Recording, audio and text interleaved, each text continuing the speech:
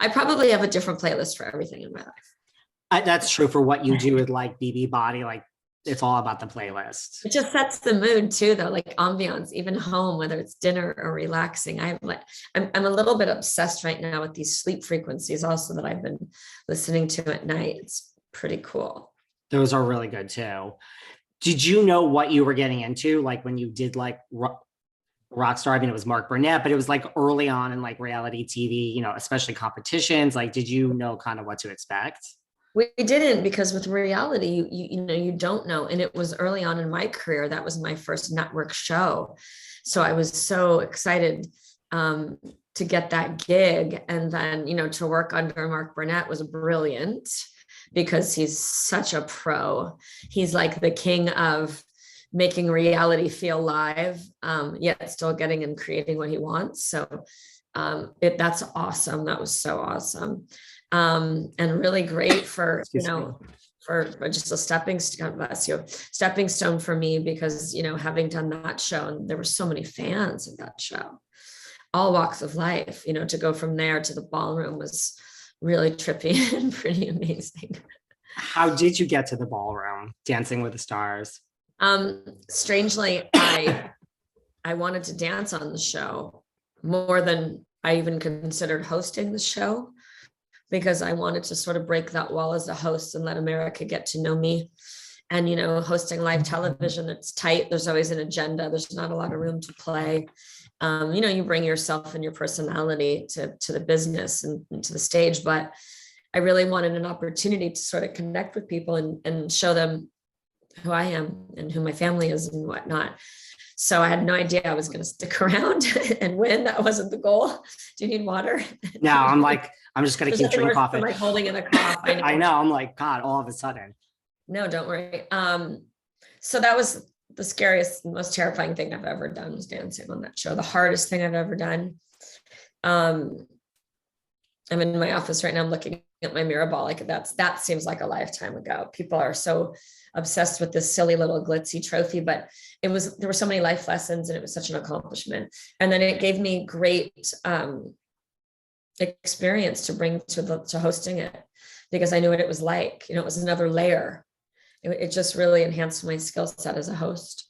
And you didn't think, like, I know, like Brooke Burke Body, like, but you've always been into health, and like, you didn't think, you're in good shape, you're healthy. Like, you didn't think like you could go the distance. Like, you were truly shocked at yourself. It was so hard. I mean, it was 7 days a week of rehearsing and learning choreography and not knowing whether left goes right before the right or what comes next, and not having muscle memory. And then we were live. I mean, back then, I think when I was hosting, it was anywhere from like 15 to 20 million viewers. You just don't see those numbers anymore. And then you're being judged, and your body's breaking down. I had a 3-month-old baby, and I was just like, it was so hard.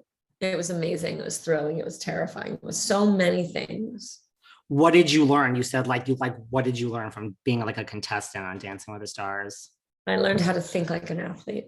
I learned how to not give up, because you kind of want to injure yourself out midway through the season. Everybody does, because it's just too hard. You're like, I'm out. I want my life back. I learned how to really show up. And probably the most important thing was I learned how to have faith in my own body, because I cannot tell you, I'm always amazed at music competitions, how they can actually get enough saliva in their mouth and actually sing when their heart is racing and they cannot breathe. Because for me, every single time I stepped out onto the ballroom, I was like, oh my God, why am I doing this? Why don't I choose an easier job? Why am I doing such scary things? What am I doing? And I promise you, I couldn't remember the first 10 seconds of choreography ever. And I literally had to almost just surrender and go, I know my body knows. I know my inner dialogue right now is really fucked up. And I learned that self-talk, and I just had to surrender and just have faith. And I apply that to my life. Wow. Yeah, because everyone I talked to that's ever been on Dancing with the Stars, from like Susan Lucci to Snooki, I've talked to them. They're all like, this literally is the hardest thing I've ever done in my entire career. No, it's so true. And I've done weird, hard things. I mean, I did The Apprentice after that. And, it's kind of similar people. And everybody was like, that was so hard. I'm like, I could do that all day long, every day. I'm like, you guys, Dancing with the Stars was harder than childbirth. Like, it's for real. So the business challenges and the cooking challenges and all these other things, even though they're intimidating, God, trying to dance and compete, and so hard.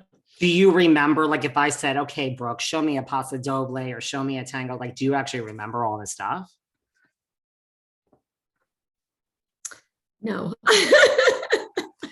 I mean, like, I don't remember what I did last week. Shapes and things and position. And Derek was such a brilliant choreographer that he didn't settle for anything less than beautiful shapes, and which is why, you know, he fought so hard for perfection. So I think I remember that. And I think in my mind, I would still enjoy it. In it, you're like, oh my God, this is so hard. Looking back, I'm like, gosh, I'd love one more dance, you know? What about when you did become a host? Like you said, like live TV is hard regardless. Like, was that, I mean, that seems like that wouldn't be such an easy job either. It's not. Live TV is very difficult in managing and anticipating and just sort of pivoting when you need to and things go wrong. But having danced on the show, the fear that I brought to the table from the competing made the ballroom just a comfortable, safe zone. And I also brought a lot of compassion from that experience to my skill set as a host.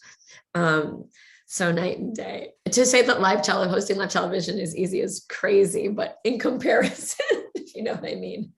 I do. I mean, I was going to say, like, you must have been compassionate as a host. I mean, you seem to be compassionate as a host, but like, I would think having gone through it and then the first ever person. I was lucky to have been on both sides, which was very unique. You know, you can be hosting a live show and be a skilled host and pull it off, but bringing that element of experience was just a game changer for me as a host. As a host, you know, like you stayed out of the judging, but was there someone in your time there that, you know, like maybe went home too early, you know, I mean, it was up to the minute where you're just like, God, that's the person that. So many, or people that you just couldn't understand. But, you know, that's where you sprinkle in the Voice of America and why these voting competitions are so fun, because what do we root for? Do we root for the underdog? Do we humanize someone? If someone's too good, do we not vote for them? Are we bitter? Do we not feel like someone deserves it? Like, we get to be judges on these shows, which is so cool, to connect the audience to the live stage, and allow people at home worldwide to participate. So you never know. In fact, I think that we went on to the finale when I forgot it was so bad that I'm forgetting the dance that I forgot. It was the jive and I forgot my dance, and it was humiliating and such a letdown for my partner. And we got the worst scores ever in the semifinals. And I think America voted for me because they felt so bad because it was so bad. And then we went on to the final. So you never know. You never know. It's about process, right? Isn't that true in life? It's really about process, how you do what you do.